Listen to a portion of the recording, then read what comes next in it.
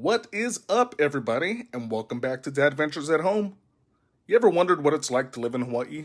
Is it all rainbows and poi and luau's? No, man.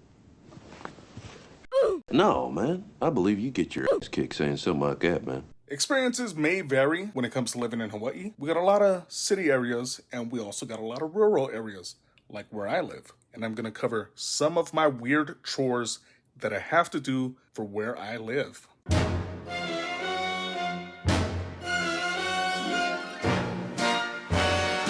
So before we get started, I'm just going to toss out a little disclaimer there, because I know there's going to be some people who are going to be like, well, I lived in Hawaii for 4 years and it was never like that when I was there. And that's why I said we got city areas and rural areas.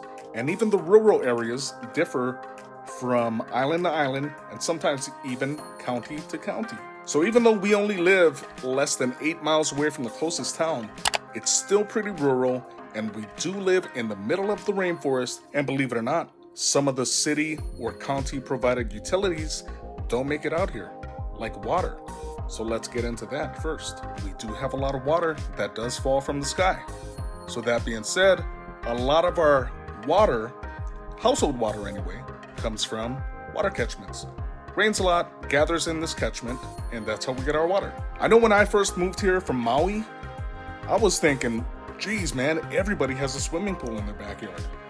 Now mind you, I was only like 12 years old, but yeah, it's weird, man. This is the way we get our water. So one thing about this water though, is it's not potable, meaning we cannot drink it. So we can use it for washing our clothes, for brushing our teeth, and taking showers and all that good stuff. However, we cannot use it for consumption. So no drinking the water and no cooking with the water. And the water still has to be filtered. So we do have a filtration system.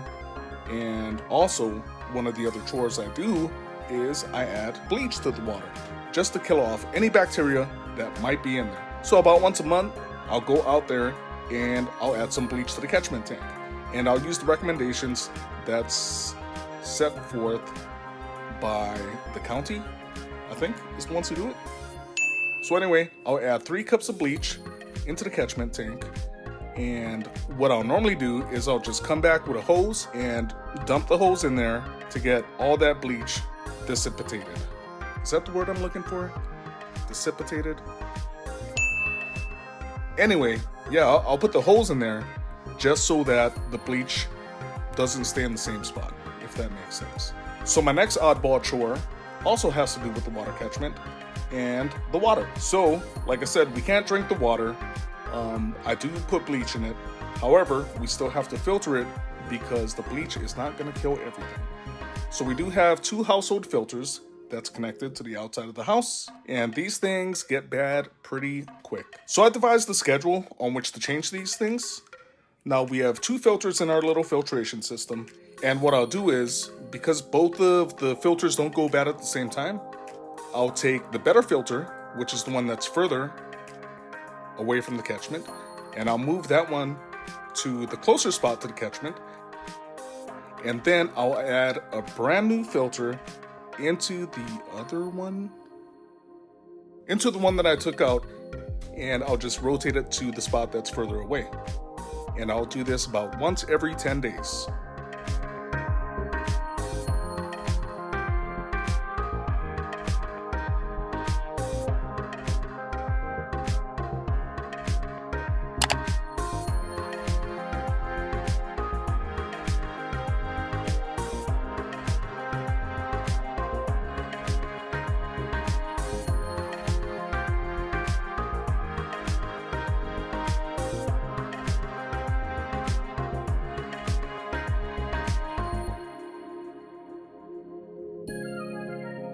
Okay, so moving into my third strange chore that you probably won't do anywhere else. And this is going and getting drinking water.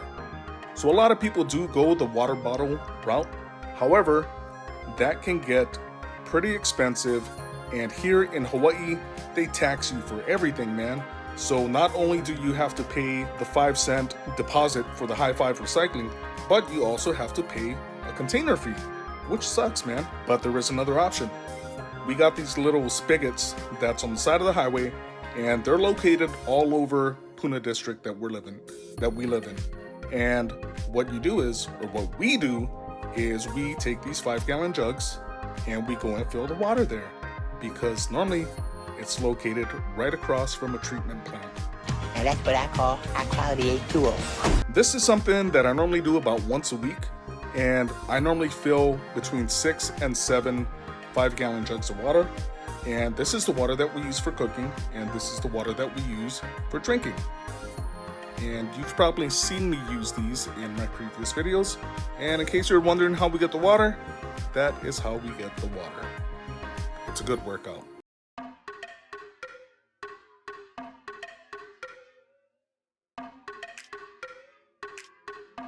So our last chore in part 1 of our Strange Chores Day in the Life video is going to be gas.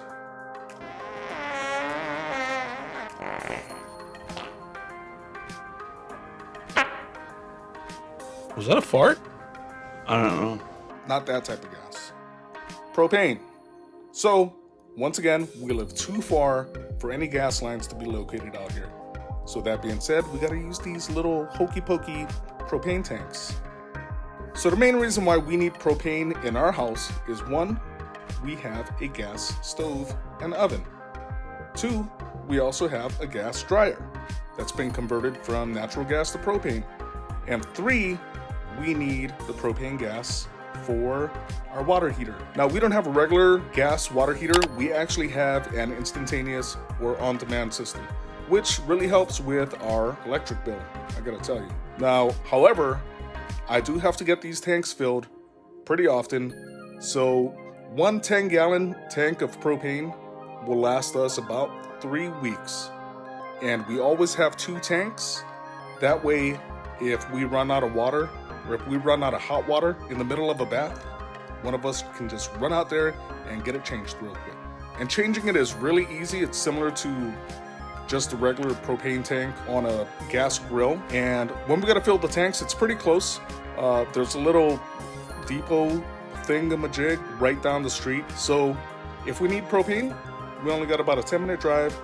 Go down there, get it filled up, and we're good to go. All right, guys, that is it for our little oddball chores part 1. If you want to see part 2, we're going to be covering more general quality of life stuff, like how we deal with some of the bugs out here. So make sure you come back for that one.